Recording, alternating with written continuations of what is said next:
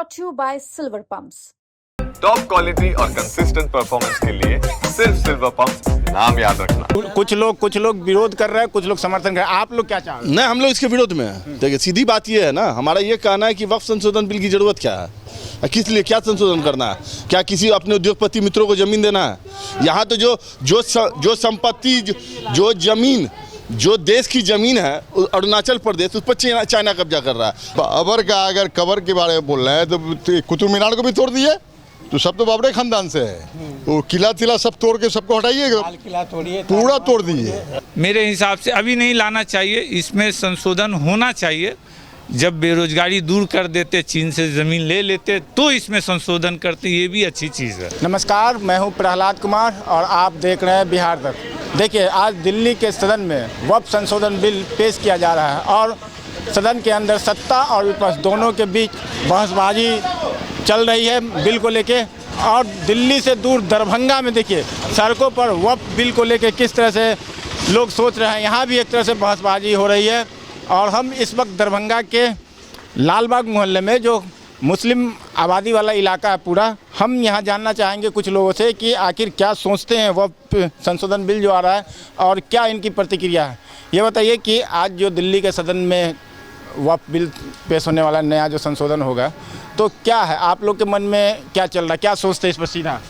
नहीं, ये सिर्फ ध्रुवीकरण की राजनीति कर रही है भाजपा हमेशा हर एंगल खोजती है हिंदू मुसलमान की। हम भी टीवी देख रहे थे जिसमें कहा गया कि पिछड़े मुसलमानों को मुख्य धारा में लाने की बात कर रही है वक्फ बोर्ड के द्वारा। तो मुझे ये बताया कि भाजपा अपने यहाँ से मुसलमान कैंडिडेट देती क्यों नहीं है पार्टी से? अगर वो मुस्लिम हित की बात करते हैं तो मुसलमानों को टिकट भी देना चाहिए ना, मुसलमानों का प्रतिनिधित्व देना चाहिए। अल्पसंख्यक का एक मुसलमान उनके पास MP नहीं है, मंत्री तो छोड़ दीजिए। नहीं, वो तो ठीक है, राजनीति में नहीं जाना। हम कंप्लीट वक्फ संशोधन बिल जो है, जो कुछ लोग विरोध कर रहे हैं, कुछ लोग समर्थन कर रहे हैं। आप लोग क्या चाह रहे हैं? नहीं, हम लोग इसके विरोध में हैं। देखिए, सीधी बात ये है ना, हमारा ये कहना है कि वक्फ संशोधन बिल की जरूरत क्या है, किस लिए, क्या संशोधन करना है, क्या किसी अपने उद्योगपति मित्रों को जमीन देना है? यहाँ तो जो संपत्ति, जो जमीन, जो देश की जमीन है अरुणाचल प्रदेश, उस पर चाइना कब्जा कर रहा है और आप यहाँ खोजने जा रहे हैं वक्त। देखिए, सबसे बड़ी चीज़ क्या है, उनको ध्रुवीकरण की राजनीति करनी है। हर चीज़ में उनको एंगल हिंदू मुसलमान दिखाना। मुझे जरूर लगता ही नहीं कहीं से ये वक्फ बिल की ज़रूरत थी लाने की, बस इनको एंगल दिखा रहे, इस वजह से एक माहौल बनाए हुए, क्रिएट किए हुए कि मुसलमानों की सब। हमारा कहना, वक्फ प्रॉपर्टी होता क्या है, कोई मुसलमान कोई अपनी संपत्ति को वक्फ कर देता है कि भाई उससे जो है उस कौम के लोगों की मस्जिद या मदरसा या जो भी चीज़ें बनानी है, वो उन चीज़ों, इससे भाजपा को क्या मतलब? कहीं ना कहीं वो अपने व्यावसायिक मित्रों को फायदा पहुंचाने के लिए इस बिल को लाने का काम कर रहा है, जबकि इस बिल की कहीं भी जरूरत नहीं है। नहीं, ये हित का है मुसलमानों का, या आप इसे अहित के रूप में? ना, अहित के रूप में मानते हैं हम। कहीं से इसको हित क्यों? एक बात बताइए ना, आज तो वक्फ बोर्ड कमेटी नहीं है या वक्फ की प्रॉपर्टी आज तो नहीं आई है, हमेशा से रही। उतना दिन में अगर तकलीफ होता तो आपने JPC बुलाया था, आपने लोगों का राय लिया, किसी ने आपने सुना कि वक्फ बिल के सपोर्ट में बात किया? आप किसी की बात नहीं सुने, आप अपनी राय ले रहे हैं। ये तो मेरा नाम हुआ डॉक्टर जमाल हसन। देखिए, ये जमाल साहब थे। हम कुछ लोगों से और बात करेंगे। आइए, कुछ बुजुर्ग लोग भी हैं। ये बताइए कि आज जो है दिल्ली के सदन में वक्फ संशोधन बिल पर चर्चा हो रही है, बिल पेश होना है, आप लोग किस रूप में देखते हैं? सबसे पहले तो मेरा नाम डॉक्टर बदरुल हसन है, प्रेसिडेंट मौलाना आज़ाद वेलफेयर सोसाइटी, वरिष्ठ कांग्रेसी हैं। हमारा सबसे पहले कहना ये है कि बिल लायक आए। वो तो बोल रहे हैं मुसलमान के जो बिल आ रहा है उससे फ़ायदा होते हैं सोचने वाले मेरे बारे में।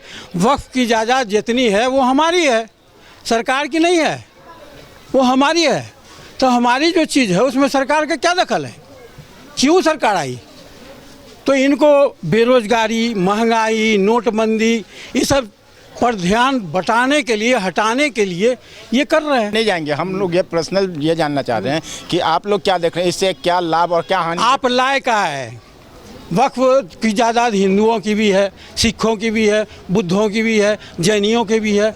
अब लायक है, हाँ, क्यों लाए?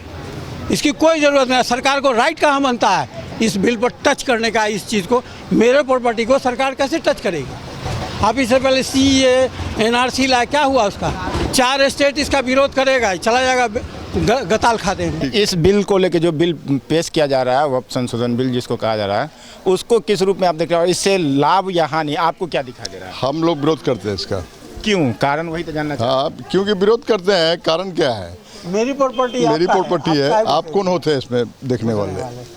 मदरसा में जाते हैं, कभी कभी उधर घुसते हैं, कभी जाते हैं। ये बाबर का कब्र की तरफ भाग रहे हैं आप। तो संजय सिंह ने तो कहा कि तो बाबर का अगर कब्र के बारे में बोल रहे हैं तो कुतुब मीनार को भी तोड़ दिए, तो सब तो बाबरे खानदान से है। वो किला तिला सब तोड़ के सबको हटाइए। हमारे साथ कुछ युवा पीढ़ी भी है। आप किस रूप में देख रहे हैं आज वक्फ संशोधन बिल पेश किया जा रहा है, आप किस रूप में देखते हैं? देखिए, वक्फ अमेंडमेंट बिल जो लाया गया है इस दफ़ा, ये मोदी सरकार में हो क्या रहा है कि हर साल एक नया बिल लाया जाता है और लोगों के माइंड को कन्वर्ट कर दिया जाता है। मोदी जी को सोचना चाहिए बेरोजगारी कैसे दूर हो। चीन जो है हमारे ज़मीन को जो है कब्जा करके बैठा, उस पर कैसा वो अपना प्रतिक्रिया देते हैं और क्या करते हैं। वो 54 इंच का जो सीना है उनका, 56 इंच का जो सीना है वो चीन पर दिखाए, हमारे ज़मीन को कब्जा किया।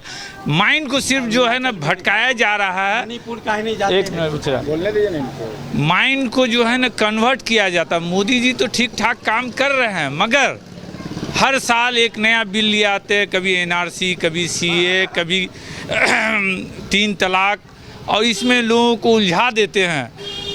मोदी जी वक्फ एंड अमेंडमेंट बिल अगर लाए हैं तो इसको सही वक्त पर लाते, पहले बेरोजगारी को दूर करते, चीन से अपना ज़मीन लेते, फिर इस पर आते। वक्फ अमेंडमेंट बिल है तो ठीक, मगर गलत वक्त पे लाए। रोजगार वाले बेरोजगार को रोजगार देने का भी नहीं देख रहे हैं, चीन से ज़मीन लेने का नहीं सोच रहे हैं, महंगाई बढ़ता जा रहा है। लेकिन वक्फ अभी हम लोग एक सब्जेक्ट पे हैं कि इस बिल से फ़ायदा या नुकसान आपको क्या दिख रहा है? देखिए, फ़ायदा तो है मगर गलत वक्त पे ये लाया गया है। फ़ायदा ये है कि पारदर्शिता सामने आएगी कि कौन इस ज़मीन का मिसयूज़ कर रहा है। ये मुसलमानों की ज़मीन है और वफ़ कर दिया गया है। वो ज़मीन पे कब्रिस्तान बने, मस्जिद बने, बच्चों के लिए मदरसा बने, उसमें सरकार को इंटरफेयर नहीं करना चाहिए। सरकार बिना भास का नया अमेंडमेंट ला करके, नया बिल ला करके लोगों को आपस में नाइत्तफाकी, माइंड को दूसरे तरफ घुमा देते हैं। मेरे हिसाब से अभी नहीं लाना चाहिए, इसमें संशोधन होना चाहिए। जब बेरोजगारी दूर कर देते, चीन से ज़मीन ले लेते, तो इसमें संशोधन करते, ये भी अच्छी चीज़ है। क्या नाम है? नियाज़ अहमद। तो देखिए, ये नियाज़ जी थे जो बता रहे हैं कि संशोधन होना चाहिए लेकिन वक्त सही नहीं है बिल लाने का भी। कुछ लोग और युवा हैं, ये बताइए कि आज जो बहस हो रही है दिल्ली में, हम लोग दिल्ली से 1000 किलोमीटर दरभंगा में हैं, यहाँ भी बहस हो रही है वक्फ संशोधन बिल पे। आप क्या चाहते हैं, आप युवा पीढ़ी हैं? देखिए, अभी हमारे भाई ने बोला कि संशोधन होना चाहिए, तो अब मेरे को ये मालूम नहीं, बड़े भाई हमारे हैं ये, लेकिन कहीं ना कहीं थोड़ा सा लगता है कि कहीं ना कहीं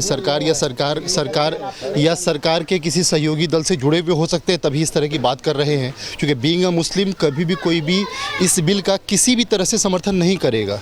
पर हमारे भाई हो सकता है या तो जदयू के पार्ट होंगे ये, या हो सकता है कि रामविलास जी के जो लड़का है चिराग जी, या हो सकता है हम के पार्टी से, किसी पार्टी से जुड़े हुए होंगे, हो सकता है इनका अपना ये विचार है। बट ये पूरी तरह से हर एक मुसलमान इस बिल का पूरी तरह से मुखालफत करेगा, क्योंकि अभी तक जो कानून चला आ रहा है कहीं भी हम लोगों को कोई दिक्कत नहीं है, सब कुछ में पारदर्शिता है। हमें मालूम है कि भाई ये हमारी कब्रिस्तान की ज़मीन है, ये हमारी है, और हमारी क्या, हम मुसलमानों की है। ये जो सरकार बोल रही है कि प्राइवेटेशन है या किसी का निजी है, कहीं किसी का निजी नहीं है। ये पूरी तरह से वक्फ की संपत्ति है, ये किसी एक बंदे की नहीं है। वक्फ का पूरी तरह से इस पर अधिकार है और हर मुसलमानों को इसका फ़ायदा पहुंच रहा है।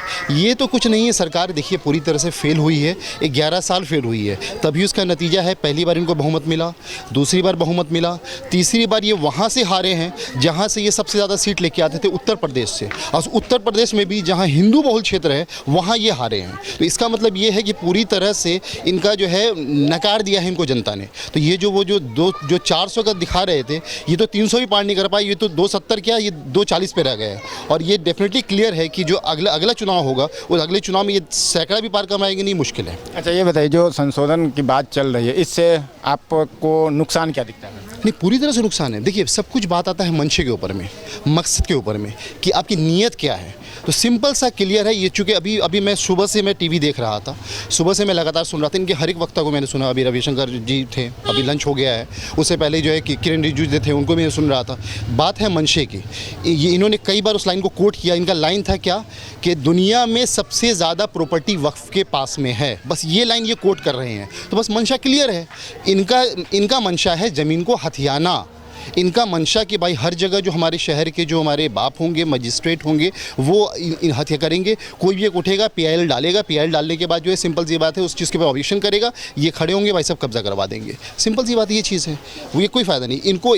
इनके पास से कोई मुद्दा बचा नहीं है। तो ले देखिए भाई, सिंपल चाहते हैं भाई हमें जो हमारा वक्फ का बोर्ड है, जो हमारा वक्फ का है, जो हमारी चीज़ें हैं, वहाँ पर रहने दो ना भाई। आप छेड़छाड़ हमारे ही कानून से क्यों कर रहे हो भाई? आपको चिंता अगर है वाकई, हिंदू एक्ट के अंदर भी आप देखो ना, हिंदू एक्ट के अंदर भी कई चीज़ें हैं। अभी वो भी मैंने सुना था कि भाई हिंदू के अंदर में जैसे विल होता है, अगर किसी ने वसीयत कर दिया कि भाई साहब मेरे से बच्चों को, बेटों को संपत्ति मिले, बेटी को संपत्ति नहीं मिलेगा, तो वो वक्फ वो चीज़ मान लिया जाता है। क्यों नहीं आप वहाँ पर महिलाओं के अधिकारों की बात करते हो कि नहीं भाई बेटों को ही क्यों मिलेगा, बेटी का नाम नहीं लिया गया, नहीं बेटी को ही संपत्ति मिलना चाहिए। तो चेंज की ज़रूरत अगर है तो चेंज की हर जगह है। सिर्फ एक पर्टिकुलर समुदाय को ही आप क्यों टारगेट कर रहे हैं? क्या मज़ा मिल रहा है इस चीज़ से आपको? हाँ, लेकिन देखिए बात फिर वही है, हिंदू बनाम हिंदू चल रहा है। जो सेकुलर हिंदू हैं, जो उदारवादी हिंदू हैं, वो कट्टर हिंदू के बीच में लड़ाई चल रही है। और जब तक ये उदारवादी हिंदू हैं ना, ये उदारवादी हिंदू इन्हीं को उखाड़ फेंकेंगे। जो इनको 14 में इनके बातों में आके, इमोशन में आके इनको सत्ता में लेके आए थे, ये इनको उखाड़ फेंकेंगे। क्योंकि अब सब समझ गया है ये कुछ नहीं कर रहा है, बस ये आपस में हिंदू मुसलमान भाइयों को लड़वा रहे हैं। क्या नाम है आपका? मेरा नाम है निहाल हसन।